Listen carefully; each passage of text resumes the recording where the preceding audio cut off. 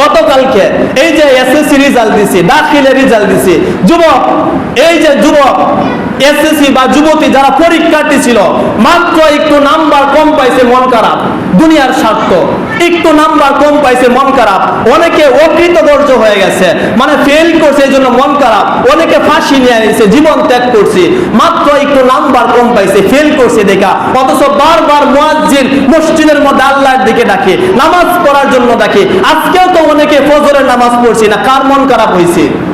কয়জন লোক বলতে পারবেন যে আমি ফজরের নামাজ পড়ি নাই, আমি কষ্ট পাইছি?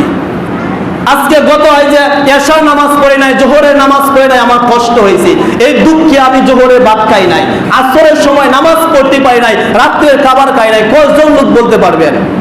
অথচ মাত্র 500 টাকা লস হইলে সারা দুনিয়া বর্গ কইজা বেড়ায়, মন খারাপ থাকে, বিবির সঙ্গেও কথা বলে না, সন্তানের সামনে কর্কট আচরণ করে, মাত্র 500 টাকা লস হইলে, অথচ তার জিন্দগিটাই লস হয়ে যাইতেছে, জিন্দেগি লস হয়ে যায়। সেজন্য আল্লাহ বলেন, কাইফা তাকফুরুনা বিল্লাহি ওয়া কুনতুম আমওয়াতান ফাআহইয়াকুম সুম্মা ইউমীতুকুম সুম্মা ইহয়ীকুম সুম্মা ইলাইহি তুরজাউন।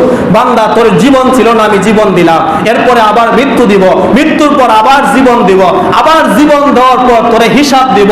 যদি তুই ভালো কাজ করে থাকো, আমি আল্লাহ তোরে জান্নাত দিব, আর যদি মন্দ কাজ করে থাকো, আমি আল্লাহ তোরে জাহান্নামের মধ্যে নিক্ষেপ করব।